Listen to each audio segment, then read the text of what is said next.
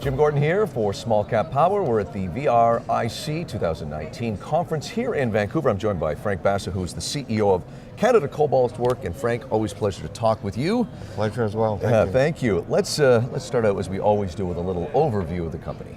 Well, a little bit of a short version of what's really happening in the cobalt camp. Cobalt, most people are not aware of it. It's actually, we have a large cobalt showing in Canada, in Ontario.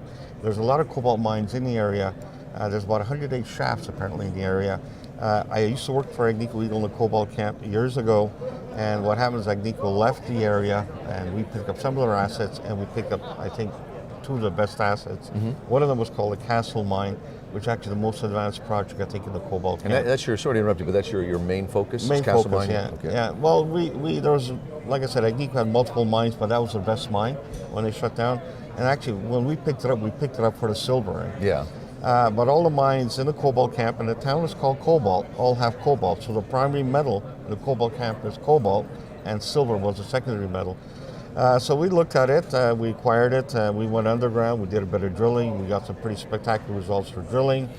We also have a thing called the RE2OX process. We're probably the only ones in cobalt camp, and probably the only ones in the exploration world that are looking at cobalt that actually produce a cobalt sulfate that's battery grade. Can you talk a bit about, now again, looking at your website and online and everything, you had a news release on December 14th. Can you talk a bit about that and a new discovery? That was again, we use the same people like we use on our property in Quebec at Granada Gold Mines. We flew the area and we found another target. So we drilled it and we hit, let's just say, a fair amount of massive sulfides in it. Now, it's still early stage. We just finished drilling 2 weeks ago. We just finished logging on Friday, so the core is going to be cut starting next week. Right. And we'll send it out, and then the intent is to carry on with a drill program.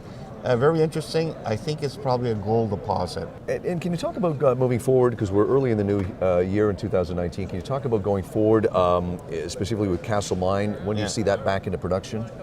Well, the Castle Mine, we gave ourselves a sort of like a 2-year window to actually produce product. It's possible to do. We're kind of advanced. We do have our permits. We're going actually right now to build a mill on site.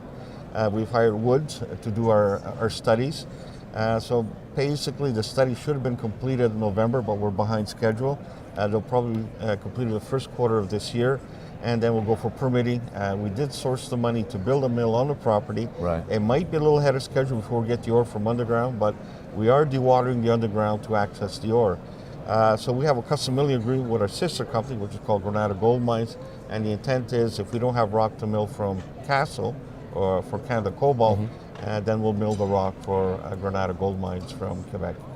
Like talking to people who start the year out with a successful smile on their face. It's Frank Basa, who's the CEO of Canada Cobalt Works, and we appreciate you taking the time to talk with us. Well, thanks a lot. Cheers. Thank you very much.